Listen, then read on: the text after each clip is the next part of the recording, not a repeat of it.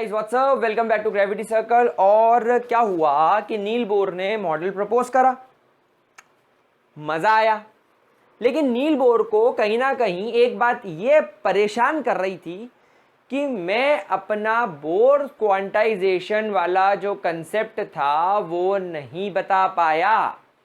और क्या हुआ, एक दिन एक कैफे में, एक यूनिवर्सिटी के कैफे में कुछ महान महान लोग बैठे हुए थे कॉफी पीने के लिए।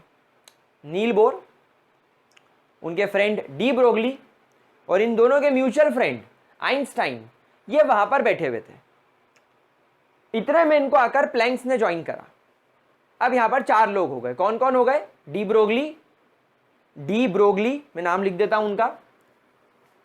तो सबसे पहले महान अनुभव थे हमारे डी ब्रोगली के साथ BROGLEI,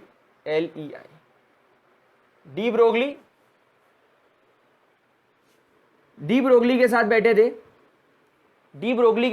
थे आइंस्टाइन के साथ नील बोर, और बाद में प्लैंक्स ने आके ज्वाइन कर लिया।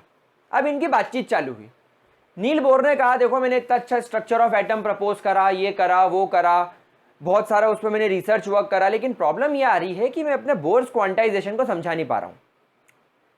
इतने में जो प्लैंक्स थे उन्होंने क्या बोला, अरे ठीक है यार, पर एक बात बता, तू तेरे मॉडल को प्रपोज किसकी वजह से कर पाया? जरा सोच, तू तेरे मॉडल को प्रपोज किसकी वजह से कर पाया? तो नील बोर ने बोला, हाँ यार, इसमें कहीं ना कहीं आपका बहुत अच्छा कंट्रीब्यूशन है, क्योंकि अगर आप नहीं होते तो मुझे E=hc/λ कभी पता नहीं चलता। That is Planck's, this value was given by Planck's, जहां पर एनर्जी ऑफ अ फोटोन, ये एक फोटोन की एनर्जी बताई गई। So energy of a photon is hc/λ। Nil Bohr ने बात को माना तो प्लैंक्स थोड़े से ऐसे हो गए, हमें सब आता है, ऐसा बोलने लग गए। आइंस्टाइन को यह बात जमी नहीं। आइंस्टाइन ने बोला, तू क्या बात कर रहा है बे, तूने तो एक फोटोन की एनर्जी दी, मैंने थ्योरी ऑफ रिलेटिविटी जो दी थी, उस थ्योरी ऑफ रिलेटिविटी के हिसाब से मैंने हर उस चीज की एनर्जी के बारे में बताया जिसके पास में मास है। इनफैक्ट मैंने यह भी बोला कि एनर्जी और मास इंटर कन्वर्टेबल है। काफी लोग मुझे इस बात में सपोर्ट नहीं कर रहे, but this is theory of relativity which was given by me. अब क्या हुआ, यहां पर इनकी बातचीत चल रही थी और जो डी ब्रोगली थे वो बड़ी शांति से इनकी बातों को सुन रहे थे। अब इनकी बातचीत खत्म हो गई और दोनों तीनों चारों उठ के अपने अपने घर चले गए। डी ब्रोगली के दिमाग में यह बात रात भर घूमती रही कि अगर एक फोटोन की एनर्जी hc/λ है, फोटोन, इलेक्ट्रॉन, एटम, इन सबके पास भी कहीं ना कहीं मास तो होता ही है, और अगर मास होता है तो ये सब लोग कहीं ना कहीं मैटर है, because matter is anything that have mass and volume. We all know इनके पास में कुछ वॉल्यूम होता है तभी तो जगह घेरते ही है। भाई एटम जुड़ता है, आप 2 एटम को दबा के कंप्रेस नहीं कर सकते। तो डी ब्रोगली ने सोचा कि आइंस्टाइन की theory of relativity is based on mass, it is only based on mass, यानी it is only based on matter. और प्लैंक्स की जो थ्योरी थी, it is only based on photons, यानी इलेक्ट्रोमैग्नेटिक वेव्स। तो डी ब्रोगली ने सोचा कि क्यों ना इन दोनों इक्वेशन को जनरलाइज कर दिया जाए। तो जब उन्होंने पेन पेपर लेकर इक्वेशन 1 और 2 को इस तरीके से लिखा और इक्वेशन 2 की वैल्यू इक्वेशन 1 में रख दी या इक्वेशन 1 की वैल्यू इक्वेशन 2 में रख दी, तो अब इन्हें देखने को मिला पुट 2 in 1। इन्होंने ऐसा करा, पुट इक्वेशन 2 in इक्वेशन 1। तो अब इन्हें एनर्जी की जगह इन्होंने लिख दिया hc/λ, और इस एनर्जी की जगह इन्होंने लिख दिया mc²।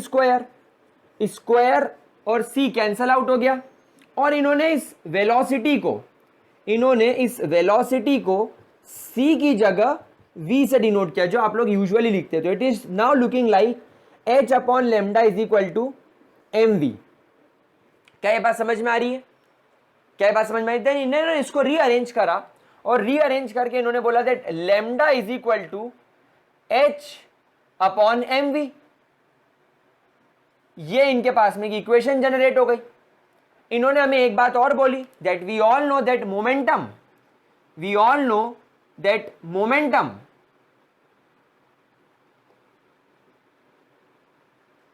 Momentum is equal to mass into velocity. Momentum हमेशा किसके बराबर होता है? मास इंटू वेलोसिटी के। मोमेंटम को हम लोग p से डिनोट करते हैं, तो मास इंटू वेलोसिटी की जगह you can put h upon momentum, and this is equation number 2 which was given bye de Broglie. And बच्चों यही दोनों इक्वेशन कहलाती है D Broglie dual nature of matter. तो यहां पर डी ब्रोगली ने क्या प्रपोज कर दिया?